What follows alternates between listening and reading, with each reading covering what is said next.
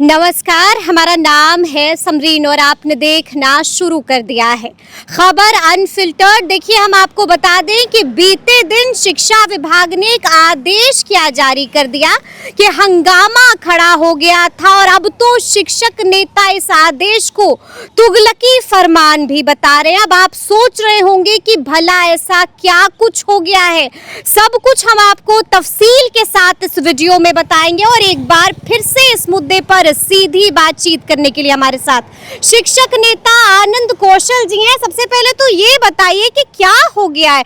बड़ा गुस्से में आप दिखाई दे रहे थे, आपने साफ साफ कह दिया कि ये आदेश नहीं तुगलकी फरमान है। नहीं, बहुत धन्यवाद आपका। आप शिक्षकों की समस्याओं को हमेशा उठाती हैं, तो आपको बहुत धन्यवाद। देखिए, अभी जो वर्तमान में मुख्यमंत्री बने हैं वो शिक्षकों को काफ़ी समझते हैं और शिक्षकों के प्रति संजीदा भी हैं। शिक्षकों की समस्या वो पहले से जानते हैं और उसके समाधान के लिए अभी बीजेपी के ही शिक्षा मंत्री को बनाया गया है कि बीजेपी से ही शिक्षा मंत्री है। तो बीजेपी के शिक्षा मंत्री माननीय मिथिलेश तिवारी जी से आज हमने मुलाकात की और माननीय मुख्यमंत्री सम्राट चौधरी जी को हमने आवेदन जाकर के उनके सचिवालय में सुपुर्द किया। उनसे हमने स्पष्ट कहा कि राष्ट्रीय परिप्रेक्ष्य में जनगणना हो रही है और बिहार के हजारों शिक्षक पूरी तन्मयता से इसको कर रहे हैं। आप सभी जिला के नोडल पदाधिकारी ने उनको मार्क ऑन ड्यूटी में रह करके इस कार्य को संपादित करने के लिए कहा। अभी शिक्षा विभाग से एक चिट्ठी आ गया कि भैया आप इसको विद्यालय समय से पहले और विद्यालय समय के बाद करिए। मतलब ये तुगलकी फरमान है ना, ये राष्ट्रीय जनगणना को बाधित करने जैसा आदेश है। बाधित करने जैसा आदेश एकदम। शिक्षा विभाग के पदाधिकारी अगर इस तरह का पत्र निकालते हैं तो हमको जरा बताइए। यहाँ पे हम पटना में खड़े हैं, सचिवालय के पास खड़े हैं, आप बताइए कि कोई भी आदमी 6:30 बजे सुबह से पहले किस प्रकार जाके जनगणना करेगा और कौन लोग करा लेंगे।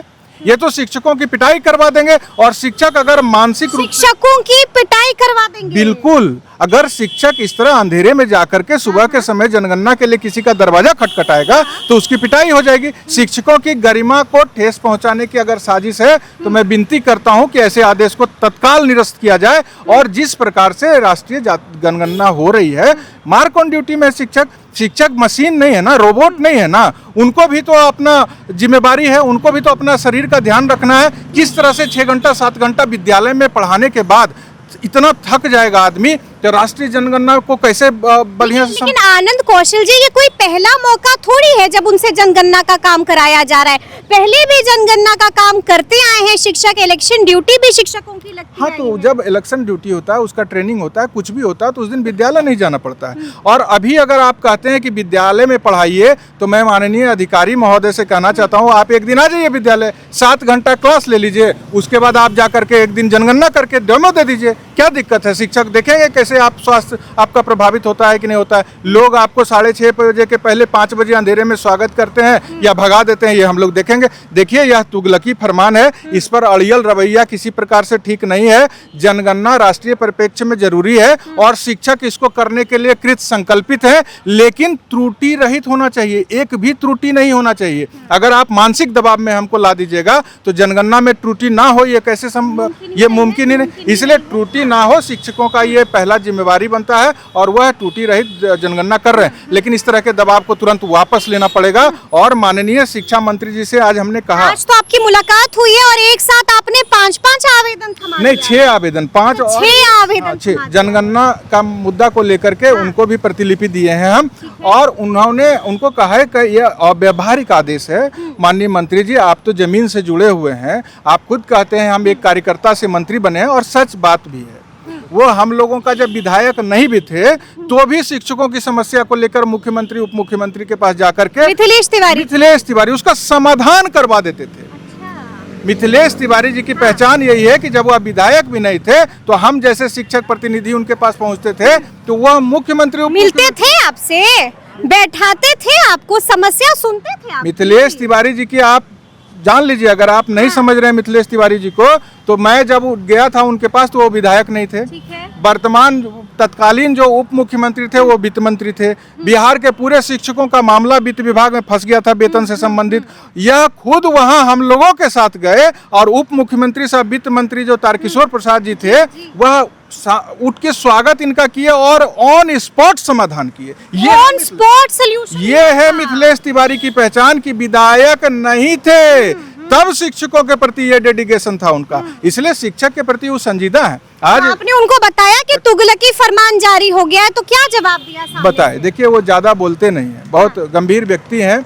और आज उन्होंने कहा कि आनंद जी, यह विषय मेरे संज्ञान में आप लाए हैं, इसको हम देखते हैं किस तरह से इसका निराकरण कर सकते हैं। तो मेरे लिए बड़ा आश्वासन है जब उन्होंने कहा है कि हम देखते हैं निराकरण करने का, इसको आज कैसे करेंगे, क्या रास्ता होगा, तो हम स्वागत करते हैं उनके कदम का और विश्वास करते हैं कि जब संजीदा शिक्षा मंत्री हैं तो इस तरह के तुगलकी फरमान को निरस्त करा दें।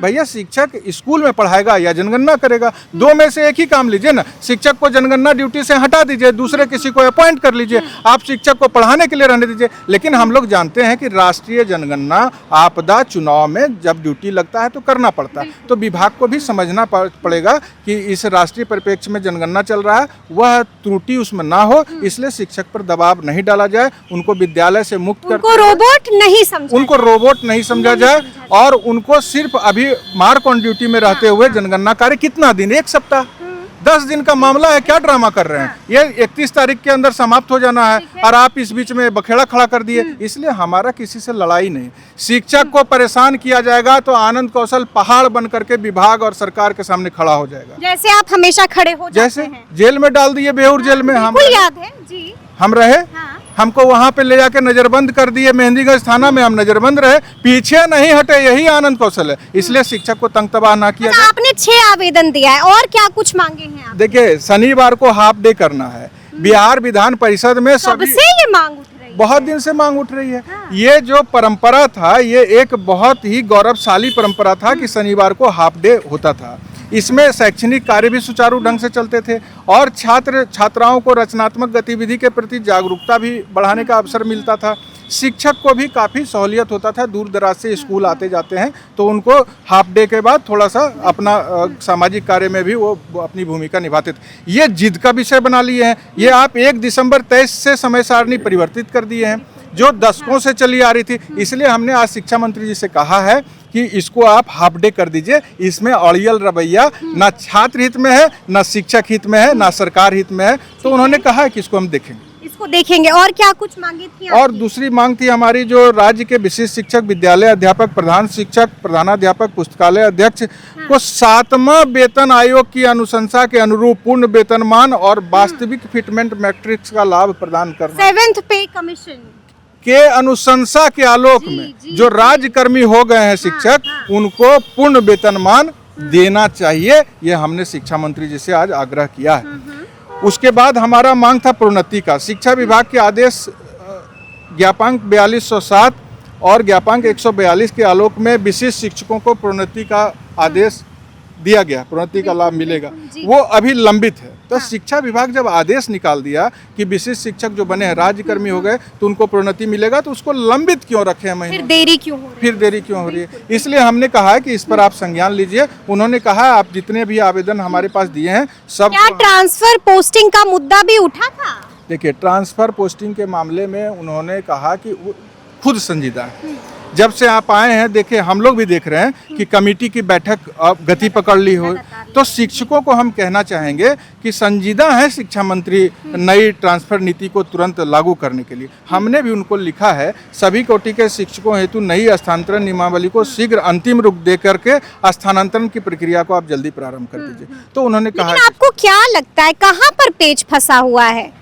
देखिए, ये शिक्षकों की परेशानी खत्म नहीं हो रही है। ये सचिवालय स्तर पे जो थोड़ा सा लाल फीता शाही है ना, उसी के शिकार शिक्षक हैं। तो सचिवालय के अधिकारी को समझना होगा, परिवर्तन हुआ है बिहार में।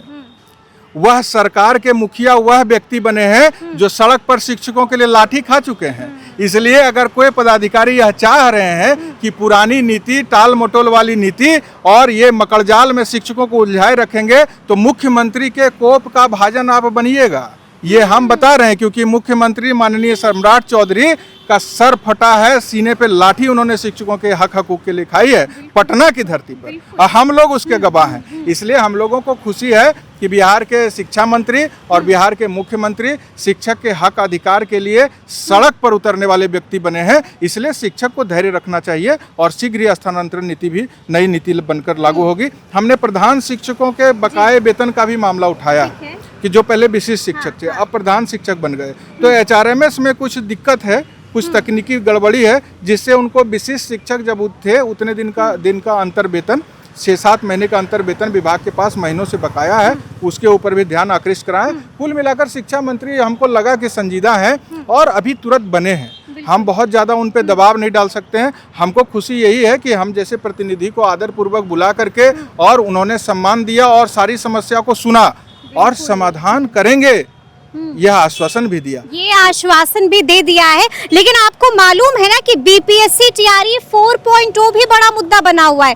क्या इसका भी कोई तस्करा हुआ भीतर में? देखिए, ये जो हमको पहले से इसकी सूचना थी कि वो कहे हैं कि हम अगला 15 दिन में इसका निराकरण करेंगे, तो हमको लगता है कि ये जमीनी कार्यकर्ता से मंत्री बने हैं, तो जो बोले हैं वो जरूर करेंगे, जो बोले हैं करके दिखाएंगे। अभ्यर्थी को इतना कहना चाहते हैं कि शिक्षा मंत्री तो अभी बने, आप और हम तो बरसों से संघर्ष कर रहे हैं। अगर यह 1 महीना 15 दिन में नहीं आपकी मांग को पूरी करते हैं तो फिर संघर्ष का मैदान खुला है। हम भी शिक्षक अभ्यर्थियों के साथ सड़क पर उतरेंगे। आप भी उतरिएगा? बिल्कुल उतरेंगे। जो कल शिक्षक बन के विद्यालय में पढ़ाएंगे, उनके मान सम्मान की रक्षा करना आज हम जैसे प्रतिनिधि का जिम्मेदारी भी है, शिक्षक प्रतिनिधि। लेकिन हमको भरोसा है उनकी बहाली की प्रक्रिया जल्द शुरू होगी और सरकार, अभी मुख्यमंत्री भी नए बने हैं और शिक्षा मंत्री भी नए बने हैं, थोड़ा उनको धैर्य का परिचय देना चाहिए। अभी जिस दिन शिक्षा मंत्री शपथ ग्रहण कर रहे थे उस दिन शायद यहाँ पे प्रोटेस्ट हो रहा था, थोड़ा उनको समय का चयन में थोड़ा धैर्य रखना चाहिए था।